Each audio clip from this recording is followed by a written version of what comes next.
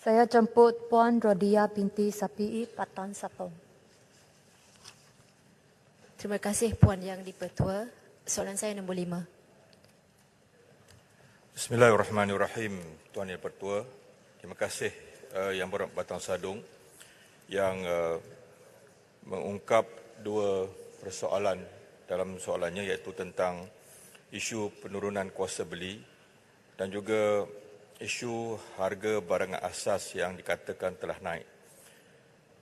Tuan Yang Pertua, saya ingin menyatakan untuk sekian kalinya bahawa kuasa beli sebenarnya telah meningkat dalam tempoh 6 bulan ini, dan ini dibuktikan dengan KDNK bagi suku tahun pertama telah mencatatkan pertumbuhan sebanyak 5.6%, didorong oleh permintaan domestik yang kukuh.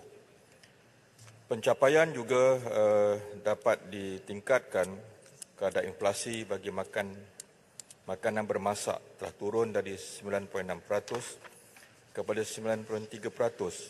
Ini statistik daripada Kementerian Ekonomi yang diinisiatifkan melalui pelbagai usaha di bawah inisiatif Payung Rahmah.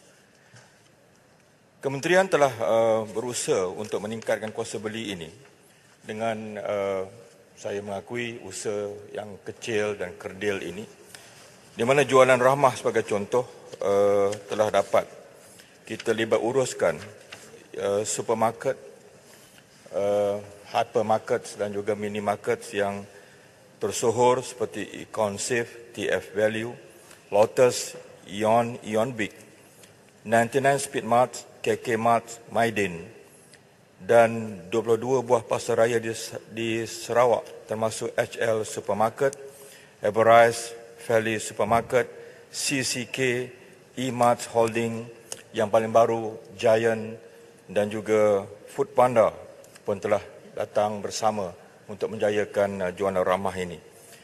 Kita telah memastikan 14,000 barangan asas keperluan suri rumah telah dapat kita berikan diskaun 3% hingga 50% lebih murah melalui jualan ramah ini. Sehingga setakat hari ini, jualan telah dilaksanakan di 3,500 lokasi, 120 kawasan parlimen, dan kitaran ataupun nilai jualan telah mencapai 52.62 juta ringgit Malaysia. Bazar Ramadan juga telah berjaya juga untuk meningkatkan jualan. Namun ada kajian yang dijalankan oleh kementerian, cuma keuntungannya itu tidak mencapai kehendak peniaga, tetapi tetap untung. Dan sekiranya berlakunya penurunan, ianya bergantung kepada menu yang dijual dan lokasi yang mungkin tidak strategik. Itu dapatan yang telah kita dapat buat. Jualan Raya Rahmah, Jekyll telah sebagai contoh dan Maidin menjual lebih kurang 2 juta pasang baju Melayu dengan harga diskaun 50%. Dan ini telah dan butik-butik yang lain ya, yang telah dapat seperti Sabela, Lulu, SZB Blooms dan beberapa lagi butik-butik yang kecil-kecil ini telah menyertai. Skim harga maksimum musim perayaan kita telah buat sebaik saja kita masuk dalam kerajaan semasa Christmas, semasa Tahun Baru Cina, dan yang paling baru adalah semasa perayaan Hari Raya Aidilfitri, dan statistik menunjukkan bahawa zero complaint.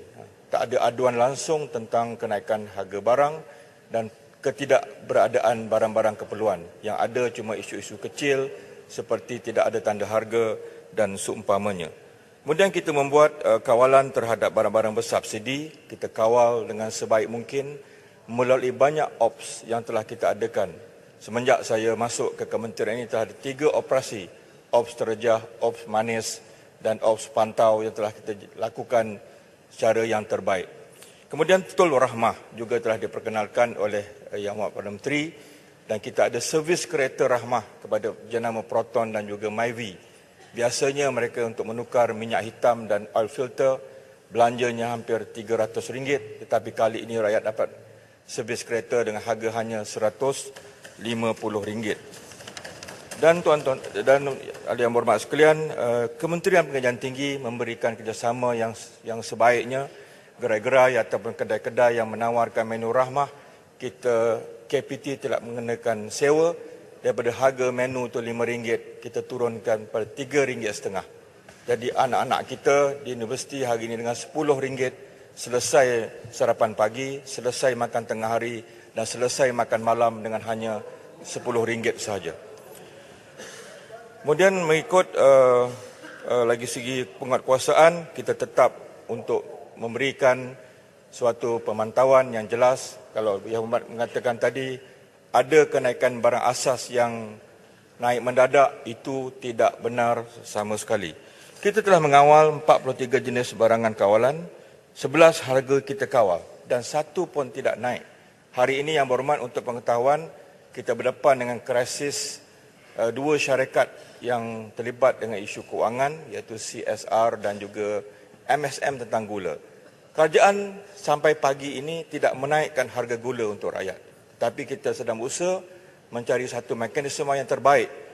Kalau macam mana pun bahan mentah naik, gas asli naik, kita akan cari usaha terbaik. Rakyat masih dapat membeli harga gula dengan harga yang kita kawal dan rakyat tidak membayar lebih tentang harga gula. Sekian, terima kasih.